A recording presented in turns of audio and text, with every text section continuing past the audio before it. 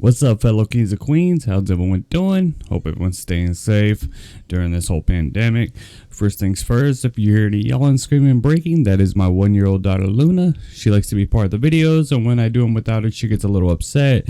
I have the video camera set up so I can see her behind me through the computer, so I do apologize if that's a distraction.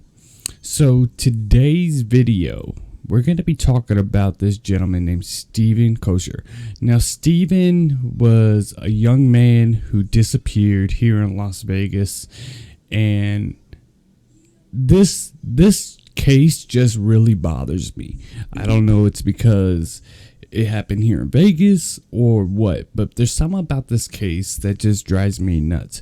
Now, Steven was from Utah, Mormon guy, 30 years old. Seemed like a good guy all the way around from what I've looked up about him and stuff like that. Seems like a stand-up guy, very helpful, had a big heart. Just from what I can read and stuff, I never knew him or anything. But it seemed like he came from a good family and everything like that. So Steven, unfortunately, was having some financial bad luck, as we could say, but we all have financial bad luck. Now, a lot of people, what I was seeing, were saying that he committed suicide and everything like this. I disagree with that big time. I highly disagree with that. Now, what happened is when Steven goes missing, he drives from Utah to here to Las Vegas. Apparently, he has no ties to Vegas. There's no cell phone records from him having any contacts with anyone here in Vegas or anything like that. But he drives all the way from Utah to Las Vegas. He drives into a cul-de-sac.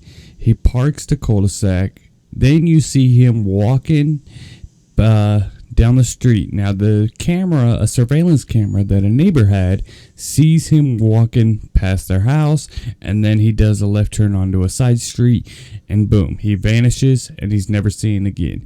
Now, at the time of this was 11:54, so people believe because he was looking for work, he was on Craigslist looking for jobs, that he had an interview or a job, something set up at noon, and that's where he was going to. But there's never been any confirmation. See, that does seem highly likely. I mean, there's a lot of things on Craigslist that is not so safe. People lure people in all the time. What I watch is those scary YouTube videos, and a lot of it has to do with Craigslist and OfferUp, Tinder, Snapchat, anything like that where you don't know the person and you meet them privately and bad things just happen.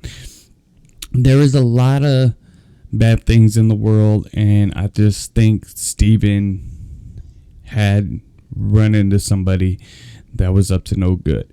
Now, there's a million different things that could have happened to him. One, he was unfortunately murdered, and of course here in Vegas there's desert all around us. You can go get buried anywhere, and drain pipes where people, their bones are discovered 15-20 years later. There's a lot of things how people could disappear here, unfortunately. It's very scary. So my fiance and I were, this case has been bothering me for a little while. I've been watching all the videos about it, reading all the articles, and I don't know why it's bothering me so much. It just doesn't make sense, like especially when people try to say he committed suicide. When the police found his car and they opened his trunk, he had gifts, Christmas gifts for his family wrapped up. Now, somebody that's going to commit suicide, they're not going to go spend money that technically they don't really have on Christmas gift for their loved ones. That's how much of a good guy he was. He doesn't have a whole lot of money, but he wanted to make sure that his family got something for Christmas. So he's definitely a good guy. Now, it was been told that he did have issues coming up with rent money. His landlords were on him, even though his landlords, from what I read, denied that they were working with him to pay his rent. But it did sound like they were giving him a hard time about it. So his mother actually put the money in his account to help pay for his rent. And unfortunately, Steven never touched that money. Now, like I said, I don't know if this is true. This is just stuff that I looked up and watched, and I've been doing this for a little while. So my fiance and I go to the cul-de-sac. We find out where it's at. We go to the cul-de-sac to where his car was parked. And we were just looking around, and I literally just got goosebumps and chills. It was severely bothering me when we were out there and like, okay, this is where he parked his car. And then we started walking and we did the left turn. Now, unfortunately, I couldn't get the video to post on this, episode. I wanted to download the surveillance video. I was trying online. I couldn't figure it out. So I will put in a link down below that shows the video, the surveillance video that the neighbor recorded of Steven walking by and turning on the street. Now you do see Steven does have something under his arm. A lot of people were saying that he was back in that time. There was a lot of foreclosures. So people were saying that's what he did to make some extra money, is he did foreclosure notices and stuff like that. I don't know if it's true. Like I said, this is just stuff that I heard and looked into. So a lot of people believe that he went up, did a foreclosure notice, and somebody got really upset and killed him. I don't agree with that either. A lot of people were upset about the foreclosure notices. There is a lot of people that were upset about it. I just don't think that's what happened. That's just my personal opinion. I don't have any, expertise on this, but I just don't see that happening. I do believe that either A, he was meeting somebody for a job to make some extra money, and they had a plan not to hire him and do other things. Or B, it was told that his roommate was into narcotics. Now, it doesn't say, I know he was a pothead, but that's it. I don't know if he sold pills, whatever. You don't know. I don't know. So I don't know if his roommate said, hey, we want to make some extra money. I know somebody. Go pick this up and we can make some big cash. I doubt that's what happened. I mean, the guy was a Mormon. He worked at a church. So I highly doubt that. I truly believe that he was meeting somebody that was up to no good. I mean, that's just my personal opinion. I don't think he wanted to disappear on his own. I saw one of those too. If he wanted to disappear on his own, he would have definitely, took the money out of the, bank. He would have just used that. Now, here's the tricky part. The police in Las Vegas checked his cell phones. Now, apparently, it pinged in a couple areas. Now, what they have is, what I mean by ping is it can ping the location in what kind of area he was at.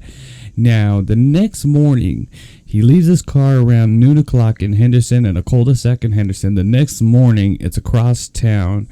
Not in the greatest area, but not in the worst either. But they pinged his cell phone over there. Now, this is what I don't understand. If he was going by himself, why didn't he just drive there to begin with? Why would he go park his car in a random neighborhood and walk all the way to the bus stop and take a bus? It just doesn't make sense. Uber wasn't around back then. So it just doesn't seem right. So I don't know if that's when the guy, I don't know. I'm just going off theories here. This case has just been really bothering me. And maybe it's because it happened here in Vegas. I don't know. But I've been trying to get as much info as I can about this. But from my guess, I think he was going to meet somebody. But it would have shown up on a cell phone record or something. Unless he had a prepaid phone and nobody knew about it. Or internet. I don't know if he had emails or what. I believe the police would have definitely checked into all that. From what I was told, they weren't so hungry about the case at first until they saw how serious it was. That's the problem, is if you're over 18, a lot of times the cops will be like, well, they just wanted to leave. 9 times out of 10, that's not what's happening. So I don't know why they don't change the law about that. It shouldn't matter what age you are. If you're reported missing, if somebody thinks something's wrong, the police should act on it right away. Now, here in Vegas, a lot of people don't know this, but we have one of the best cops. Even though, I don't agree with everything they do, but it's still they're still one of the best in the country.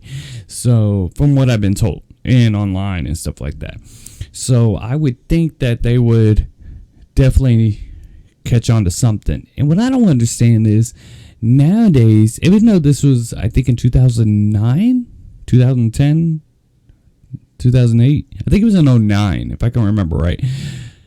There's cameras all over the place. So yes, you got the surveillance camera from the house. Good. You got another one from him walking by. Awesome. Then that's it. Okay. Where's the closest store? Do you have cameras around there? Cameras on the roof of bars, anything where, more neighbors. There's got to be more neighbors that have cameras. Did they see him walking by? There's got to be more information out there.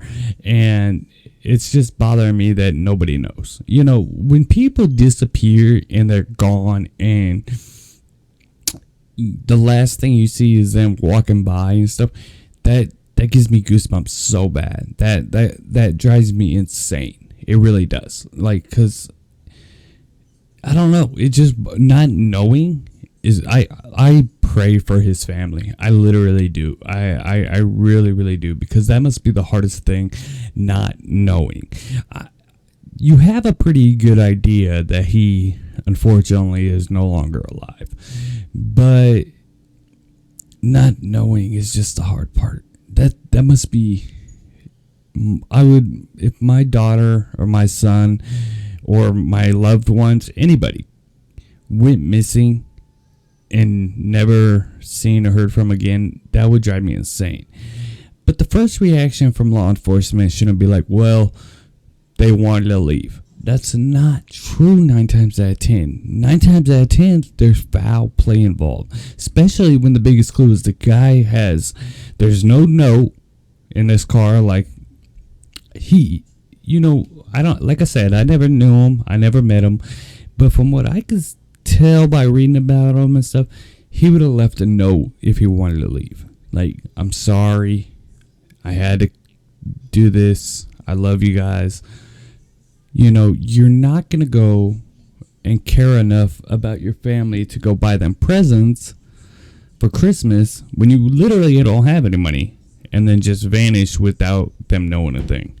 You're not going to do it. Luna, you okay, baby? Yeah, you're just not going to do it. No matter what.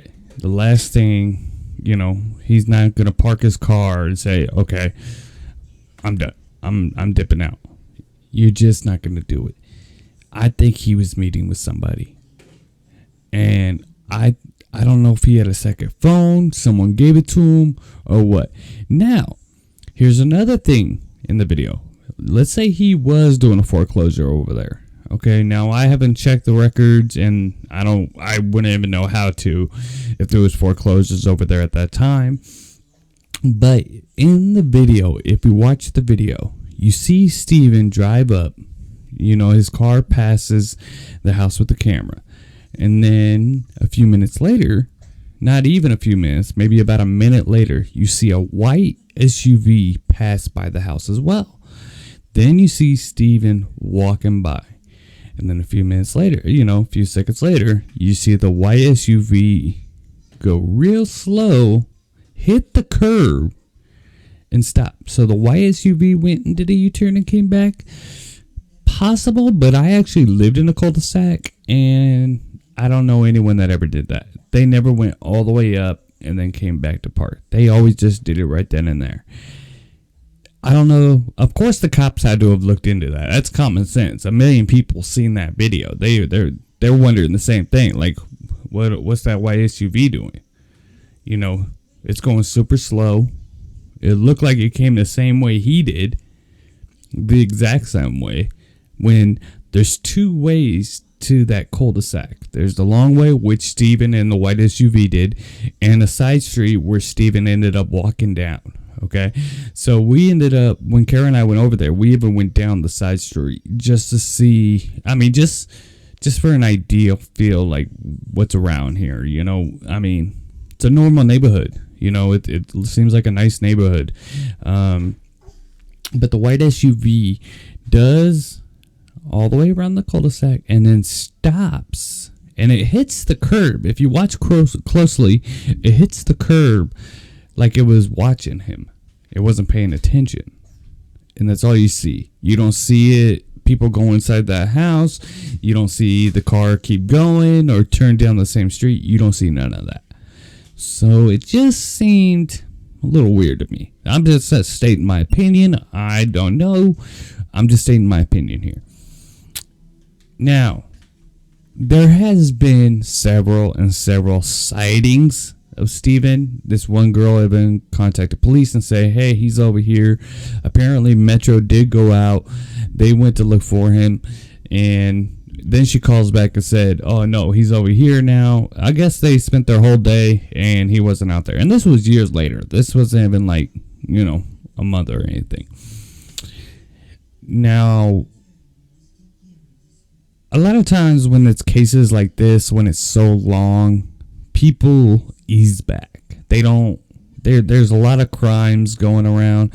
They're not just going to focus on this gentleman. So I really hope there's a detective still working on this case, because it's just bothering me so much, And there's a lot of disappearances here in Vegas that we're going to be talking about more later on. But this one just really stood out to me the most because I don't know, it just didn't make sense. It just doesn't make sense. Me personally, I think he was meeting someone. But if he was meeting someone, how did he get there exactly 12? Did he just get into town and stop there? Or was he already in town? He knew he had time, stopped to get something to eat, anything. I don't know. I didn't check his record. I haven't heard or seen anything of a record at a local Vegas gas station or anything.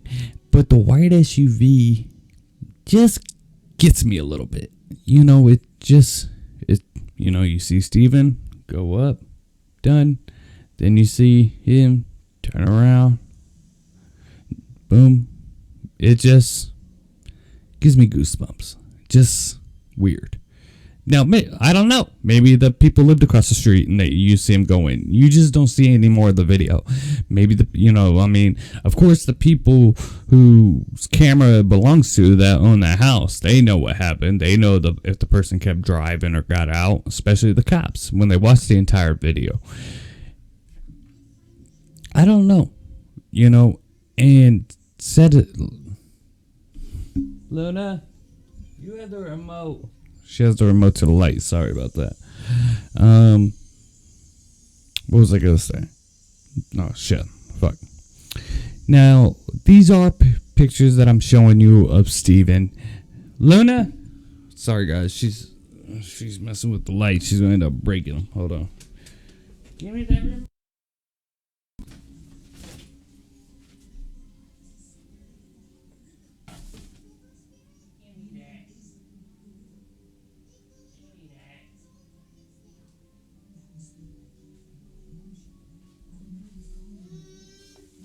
Sorry, honey, you can't use it. I'm going video, honey. No, you can play with the lights later. Sorry about that. Have you noticed every video I gotta get up and, check on Luna and get her and stuff because she's always interrupting the podcast? That's my daughter. I love her so much. So, Kara, maybe I shouldn't say her name. My queen and I, we're gonna be doing some more investigation about this. Now, I did watch a gentleman's video about this, actually, the past couple days. I've been watching it over and over. He's actually investigating someone here in Vegas, close by. He called the Las Vegas coroner section because I guess they found a body in the area where Steven's cell phone was pinged, within that radius. So he called the coroner's offices, and he's doing a really good investigation. I don't have his name. Where's my phone? Where's my phone? Luna, do you have my phone? Can't believe I don't have my phone. I'm doing a video, baby.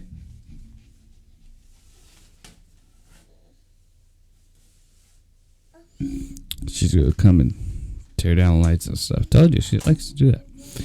So we're gonna check in on this. We're gonna do some more. We're gonna ask some more questions. I'm gonna try to get in contact with some other people that are doing the investigation as well.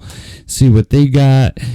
This story is just bothering me. It's been bothering me for a long time. For the past 2 years, ever since I first saw it online. I saw it on TV first, and then I looked into it online, and it's just been bothering me for a while. It just doesn't make sense. I personally believe, I'm just giving my opinion, he had to have been meeting somebody to park in that specific area, and they were up to no good. Was he meeting for someone to make some extra money doing illegal activities? I doubt it, but it's possible. Did he put up a foreclosure sign and that person got pissed off about it and blame him about it just because he was delivering the message? Possible. I doubt it. Was he there for an interview or a side job, or was he putting up flyers? Maybe that's because I heard he did that to make some money, is put up flyers on doors, and maybe somebody just didn't like that, and maybe he saw something he wasn't supposed to. We don't know. I will be added onto this video. I'm just giving my feedback about it right now. We're also going to be doing some other topics about some other people that disappeared. We're really starting about here in Vegas first, and then we'll expand out.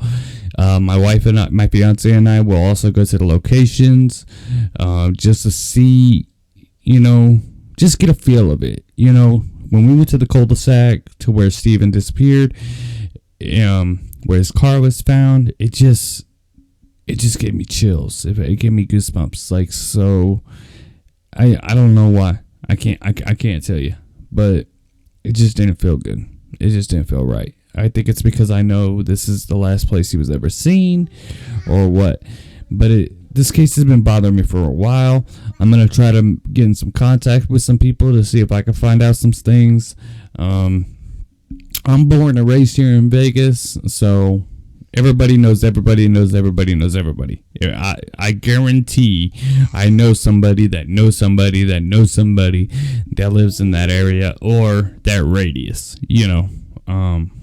Of course, you're going to get a lot of people that swear they seen him, but then again, he looks like a common Joe. He's got blonde hair, or blue, brown eyes. He looks like, an average Joe. Now, most of you know that I'm in the plasma business. I can't tell you what company I work for or where I work at, but a lot of people that donate are there for the money. So if he was trying to do something like that, maybe, but I don't know. So unfortunately, we're not going to know, at least not anytime soon. I don't know. I'm just giving my opinion. I think he was there to meet somebody, and things went wrong. Things went very wrong.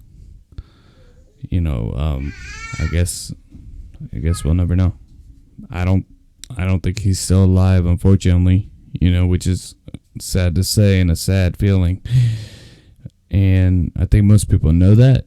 Of course, we have hope that he is, but that's a long time without talking to your family. At the end of the day, as close as he was and cool of a guy he was, he would have reached out at some point. So maybe he was there thinking he had a job interview, and they kidnapped him for the sex trade. That happens a lot here in Vegas. They lure men and women, and take them, and you never see from them again. Unfortunately, they go out of countries, everything like that, and that's a big thing here in Vegas. A lot of people that I know, law enforcement and stuff, they try to keep it on the low, but everybody knows, So we don't know. I think Metro probably is doing the best they can. Like I said, they're one of the best in the country, I bet there's a lot of things that they have more evidence than what we know about. You know, they're not going to put out everything. So maybe they're just doing some more investigation. I don't know. But I am going to be doing some more about this. I'm going to try to talk to some people who actually are doing some more investigations, people that's done videos about it, and get their thoughts on it, get their feedbacks on things. So yeah, check out the video and tell me what you think. You know, watch some documentaries about him and just tell me what you think about it. You know, let's work together on this and try to see what happened.